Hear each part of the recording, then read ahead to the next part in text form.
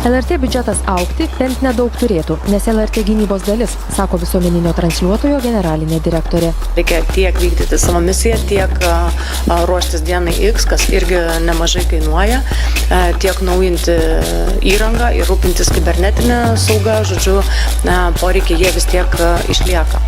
Labą dieną.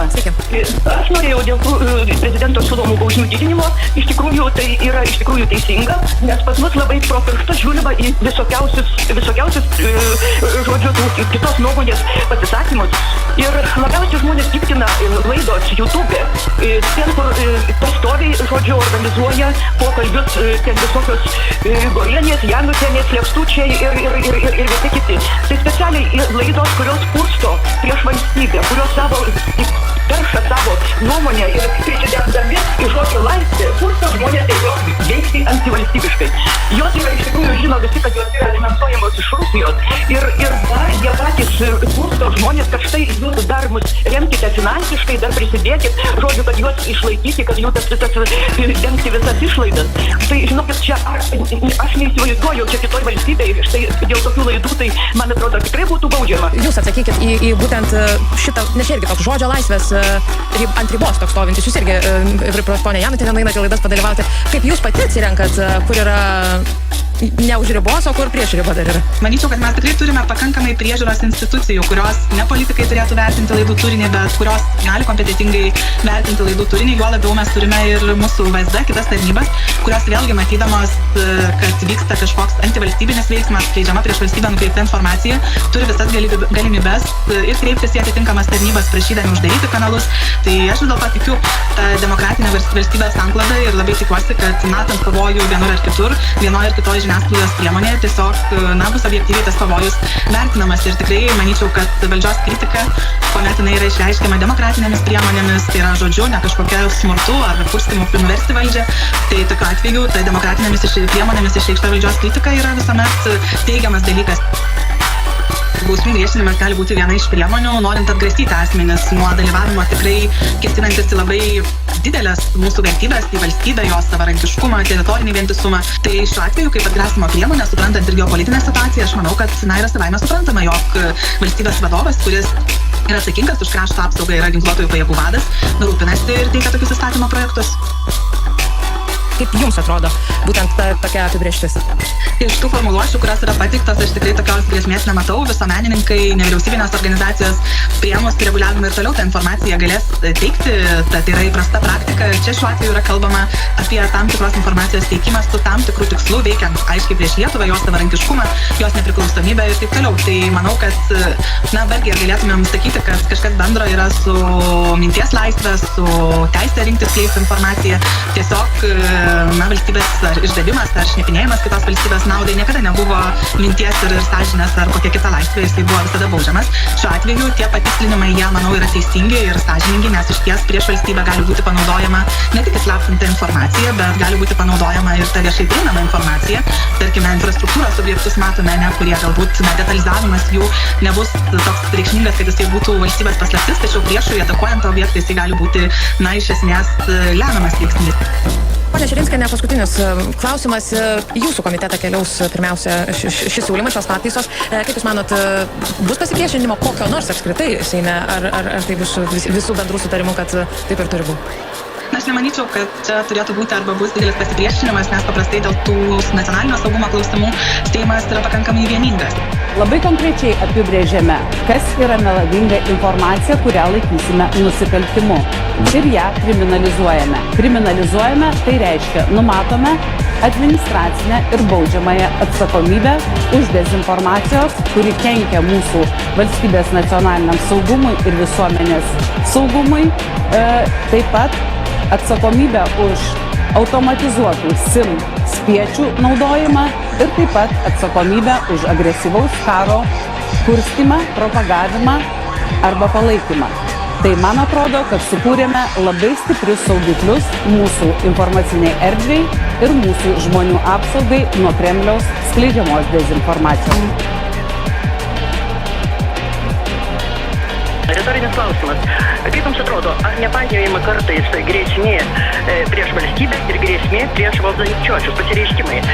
Nesvarbu, kokia partija arba kokie valdantieji būtų, ar tai yra nepainiojama grėsmė valstybei, žmonių ten kažkoks taip pasipelnų, sakant nuomonės ir grėsmė valstybei. Vat tas klausimas mane domintų, nes kartais atrodo viskas suplakama į vieną. Ačiū. Pone Tabišaitė, jūs ir atsakykit. Nes iš tikrųjų, čia yra ta tokia kritika valstybei, veikimą, galima apkaltinti kaip veikimų prieš valstybę, tu pasakai, kad pavyzdžiui valdžia bloga, valstybėje viskas neveikia, ne?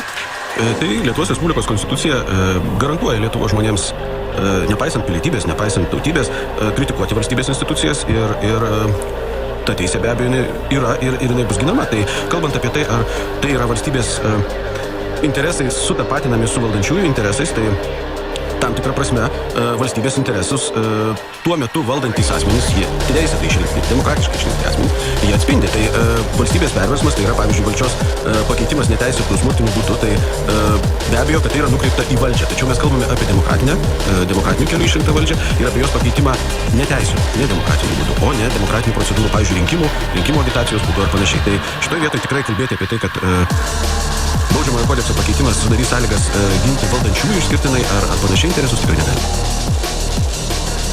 Būtent dėl tų įvairiausių kanalų internete, socialiniuose tinkluose daug jų yra vieni tokie, kur tiesiog gali nepatikti, kiti yra, kur akivaizdžiai jau tokie pasisakantis prieš valstybę, tiesiogiai vadinantis Lietuvą Amerikos kolonija, kad čia yra okupuota ir žodžiu, kad čia reikia priešinti, žodžiu, ir nuversti šitą punktą. Taip irgi yra kalbama, suvaldyti tai ir uždaryti tuos kanalus yra labai sudėtinga. Vis bandoma, vis juos uždaro, vis nauji atsiranda. Kaip jūs matot, ar reiktų galbūt imtis ir čia kažkokių griežtesnių veiksmų, nes pavyzdžiui, netgi tos pačius Rusijos propagandinius kanalus, jie buvo blokuoti, bet mes juos vis tiek dar matom, nes baigėsi galiojimas blokavimo. Ar matot, kad čia su šita zona reikėtų galbūt irgi imtis kažkokių veiksmų, ne tik aiškiai šniukus sodinti iki gyvos galvos? Tai čia ko gero būtų jau artimesnis žmogaus teisėms ir žodžio laisvei klausimas. Tai yra kada tam tikras kanalas arba tam tikri veikėjai skleisdami savo nuomonę peržengia ribą tarp nuomonės skleidimo ir, pavyzdžiui, viešo raginimo pažeisti suverenitetą Lietuvos. Jeigu veiksmai peržengia tą ribą ir pradedama arba organizuoti antikonstitucinę grupę ar organizaciją, arba siūloma pažeisti Lietuvos suverenitetą, tuomet turi būti pradedami ikiteisminiai tyrimai ir tokie asmenys teisiami. Žmonės dabar labai laisvai važiuoja, pavyzdžiui, Baltarusiją. Saugumas visą laiką spėja, kad nevykite Baltarusiją, Rusiją, ten jūs gali ir užverbuoti, arba šiaip, bet kas jums ten gali nutikti, bet yra pavojus, kad gali užverbuoti. Tai mes tarsi turim visiškai atvirus vartus į valstybę, kurioje gali tie visokie šniupai ir veikėjai prieš valstybę daugintis, būtų kuriami, mokomi ir paskui siunčiami čionai. Ar jūs čia nematot problemos, galbūt reikėtų imtis veiksmų, kad vis dėlto galbūt uždaryti sieną ir neleisti žmonėm važiuoti į Baltarusiją? Na vėlgi, aš kelintą kartą pasikartosiu, kad Lietuva yra demokratinė valstybė. Tai uždarinėti sienas, neišleidinėti žmonių ten, kur, sakykime, valdžiai neatrodytų, kad negalima važiuoti, nebūtų demokratinės valstybės požymis, kas reiškia, kad matyt uždaryti sieną mes neuždarysime. Kitas dalykas tai yra baudžiamųjų sankcijų nustatymas, kurios priverstų asmenys važiuojančius pagalvoti ir jų švietimas. Tai yra paaiškinimas jiems, kas gali nutikti nuvykus į totalitarinės valstybės, kokios pasekmės jiems asmeniškai gali atsirasti, galbūt juos užverbuos, galbūt gali atsidurti laisvės atėmimo vietoje, jeigu ten manys, kad juos reikėtų. Kaip Tarybų sąjunga elgėsi su tokiais, kaip jie sakė, priešais, pavyzdžiui, su Sakharovu ištrėmė. Kodėlgi neištrėmus tų visų į tolimą kaimą, be telefono, nori paskambinti pėdinį į artimiausią policijos nuovadą, nori susisiekti su artimaisiais, rašai elementarų laišką ir paduodi paštininkai, arba į tą pačią Rusiją, Baltarusiją, iš demokratijos į autokratiją, kad suprastų tą skirtumą. O ten pašokinėtų iškart į kalėjimą atsidurs, o pas mus ir televizijoje reiškia, ir radijo, ir laikraščius. Nu, ant tiek, jeigu nėra jau to įstatymo ištrėmimo, nu tai priimkit. Didžiausias pakeitimas, apie kurį ir kalbame, tai yra, kad numatoma kriminalizuoti šnipinėjimą, tai yra tą informacijos rinkimą, kuris šiuo metu nėra nusikaltimas, arba gali būti baudžiamas pagal kitus baudžiamojo kodekso straipsnius, jeigu būtų požymių. Tai šiuo atveju informacija, už kurią būtų taikoma šnipinėjimo sankcija, būtų ne bet kokia. Tai yra čia galbūt ir atsakant iš karto į advokatų nuogąstavimus, tai būtų tik tai ta, kur asmuo ją renka iš anksto, suprasdamas ir žinodamas ir turėdamas tikslą kenkti Lietuvos valstybei. Tai yra, jisai žino, kad ta informacija yra ta, kuri gali silpninti Lietuvą, tai yra Lietuvos valstybė tiek gynybinė galia, tiek ekonominė galia. Mums paskambino ir Jurga iš Vilniaus. Labas rytas, klausom jūsų. Labas rytas. Aš tai vienareikšmiškai pritarčiau poniai Ulbinaitei, kad iš tikrųjų mes kartais užsižaidžiam demokratiją, pluralizmais, nuomonių paisymu, bet kad nebūtume visiškai visai bedančiai, reikalinga yra kažkokia tai teisinis apibrėžtumas, reikalinga taikyti bausmes, nes dabar Facebook'e, socialiniais tinklais matome į kairę į dešinę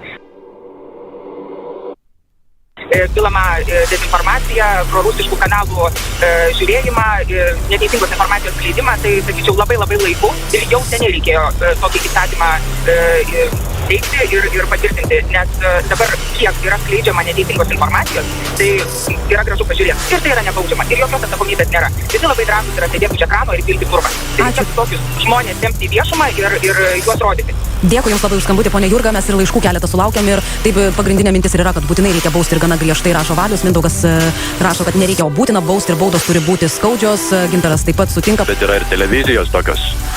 Janutinė, kiti, kaip ten tada, kaip tokius pažabot, jie skleidžia dezinformaciją, tai jie meluoja. Patenka po šito įstatymo. Ar patenka, klausimas? Tuoj paklausim, ponia Ulbinaitė, ar patektų, sakykime, tokios informacijos skleidėjai turintys oficialius kanalus? Tai ir juridiniai, ir platformos, ir tie, kas skleidžia dezinformaciją. Buvo laikoma ir dabar yra laikoma, kad tai yra šnipinėjimas. Tuo tarpu prezidentas kalba apie tai, kad asmuo gali ir savo iniciatyvą rinkti siekdamas perduoti. Tai ši informacija šiuo metu tik taip, kuri yra valstybės paslaptis, yra baudžiama. Už agresyvaus karo kurstymą, propagavimą arba palaikymą. Tai ir juridiniai, ir platformos, ir tie, kas skleidžia dezinformaciją.